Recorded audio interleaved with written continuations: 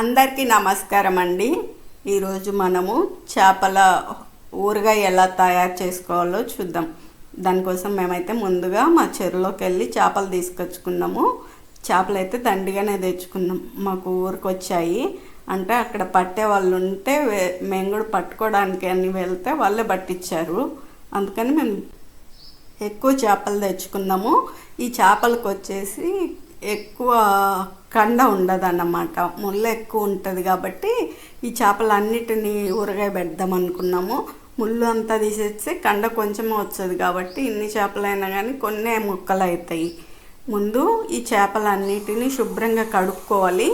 కడుక్కున్న తర్వాత ఇలా చిన్న చిన్న ముక్కలుగా కోసుకోవాలి. చిన్న చిన్న ముక్కలుగా కోసుకొని తర్వాత వచ్చేసి ఆరబెట్టుకోవాలి. ఆరబెట్టుకోవడం వల్ల ఏమవుతుందంటే ముక్కలు తేమ లేకుండా ఉండి నూనె తక్కువ తాగుతాయి.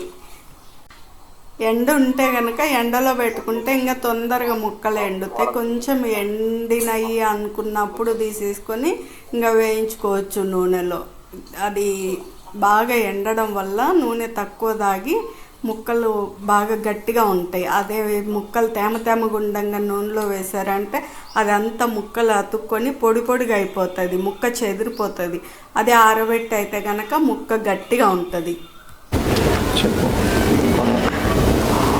పొయ్యి పెట్టుకొని పొయ్యి మీద పెనం పెట్టుకొని పెనంలో నూనె వేసుకొని నూనె వేడెక్కిన తర్వాత చేప ముక్కలను వేసుకొని వేయించుకోవాలి.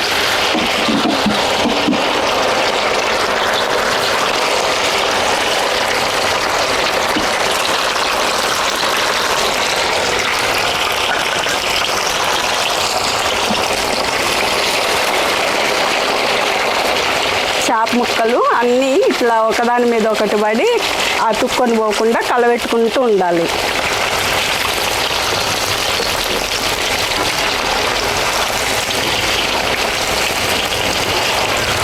కలబెట్టుకుంటూ ఉండడం వల్ల చేప ముక్కలు అతుక్కోకుండా ఒకదానికొకటి సపరేట్గా ఉంటాయి, లేకపోతే మొత్తం అతుక్కొని పోతాయి.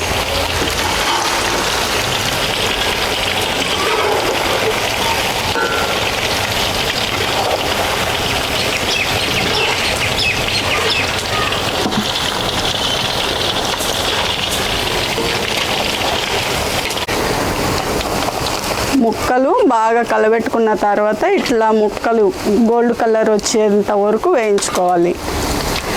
గోల్డ్ కలర్ వచ్చిన తర్వాత ముక్కలన్నిటిని పక్కకు తీసుకోవాలి. ఇంకా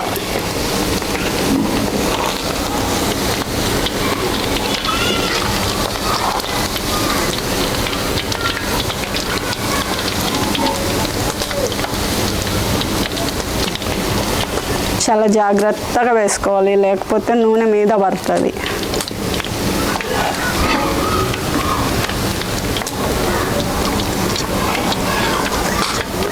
ముక్కలు కూడా పగిలే అవకాశం ఎక్కువ ఉంటుంది. పొయ్యికి కొంచెం దూరంగానే ఉండండి. ముక్కలు తేమ ఉంటాయి కాబట్టి నూనెలో వేస్తానే పగిలి నూనె అంతా మింద పడేదానికి అవకాశం ఉంటుంది.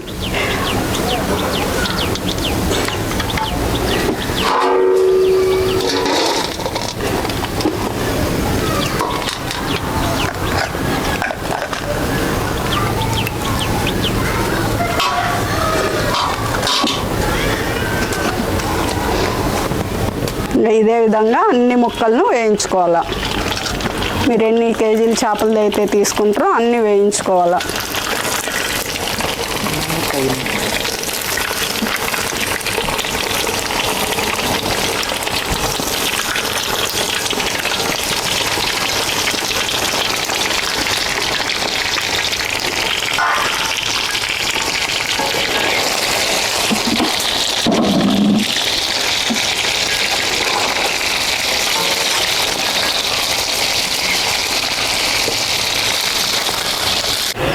చేపల ఊరగాయలకి వేసుకునే మసాలాలు వచ్చేసి కారం పొడి, ఉప్పు, ఇది వచ్చేసి ఆవాలు, మెంతులు వేయించి మిక్సీ పట్టిన పేస్ట్ పౌడరు, ఇది అల్లం పేస్టు, గరం మసాలా, ధనియాల పొడి. ఇవి చాలు. మళ్ళీ ఎక్కువైతే మసాలా గ్యాస్ ట్రబుల్ వస్తుంది.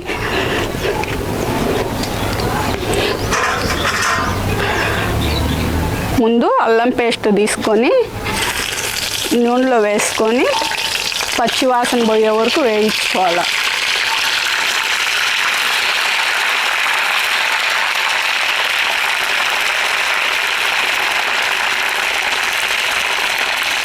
అల్లం అట్ట పచ్చివాసన పోయినాక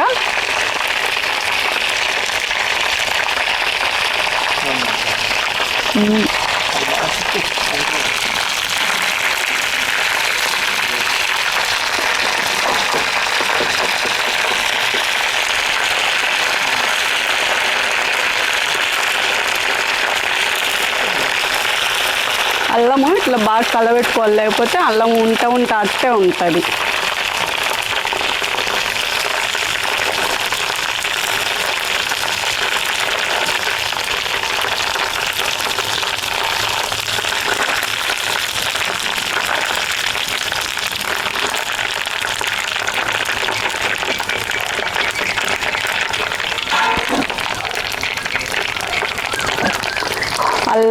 అల్లం బాగా వేగిన తర్వాత ముక్కలన్నీ వేసేసుకోవాలి.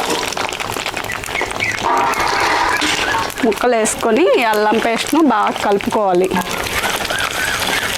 మసాలా అంతా ఇప్పుడే వేయకూడదు, కారము అవన్నీ ఇప్పుడే వేస్తే ఏమవుతుందంటే ఈ అల్లం వచ్చేసి ముక్కలకు పట్టదన్నమాట.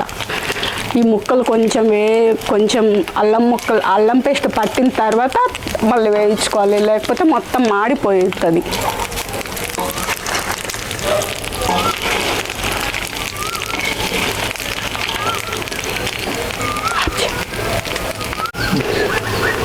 అల్లం పేస్టు ముక్కలో బాగా పట్టిన తర్వాత ఇంకా మొత్తం మసాలా అంతా వేసేసుకోవాలి.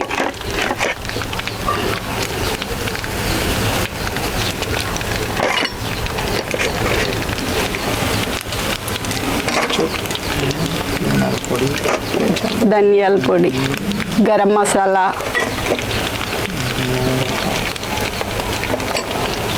కారం పొడి,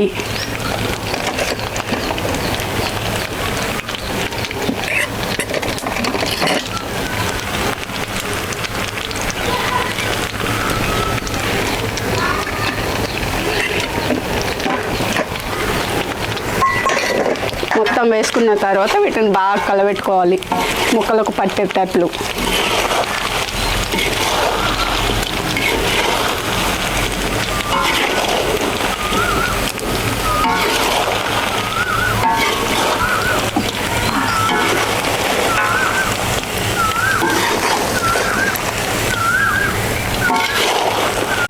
మెంతుల పొడి వచ్చేసి దండిగా వేసుకోవద్దండి, ఎందుకంటే మెంతులు చేదు వస్తుంది ఎక్కువ వేస్తే.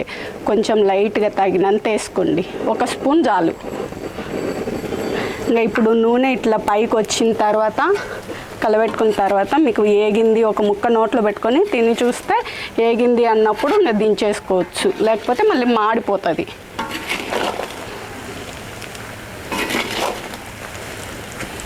నూనె ఇట్లా పొంగిన తర్వాత అప్పుడు ఆఫ్ చేసుకుంటే సరిపోతుంది.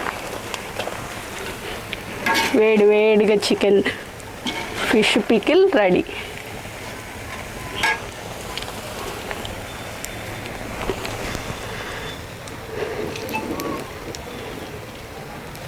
చివరిగా 4 నిమ్మకాయలను తీసుకొని కోసుకొని నిమ్మరసం అంతా ఒక గిన్నెలోకి పిండేసుకొని తర్వాత ముక్కలు ఉంటాయి కదా, వేయించుకున్న ముక్కలు ఊరగాయ అదంతా చల్లారిన తర్వాత అందులో పిండేసుకోవాలి. చల్లారకుండా పిండితే ఏమవుతుందంటే ముక్కలు వేడిగా ఉండడం వల్ల చేదుగా అయిపోతాయి. అట్లా కాకుండా చల్లారిన తర్వాతే పిండుకోవాలి. ఇప్పుడు ఈ వేడి ముక్కలు అయితే మా చల్లారిపోయినాయి. ఈ 4 నిమ్మకాయల రసం వచ్చేసి అందులో పిండేసి కలిపేస్తే ఫైనల్గా ఇంకా ఊరగాయ రెడీ అయిపోతుంది.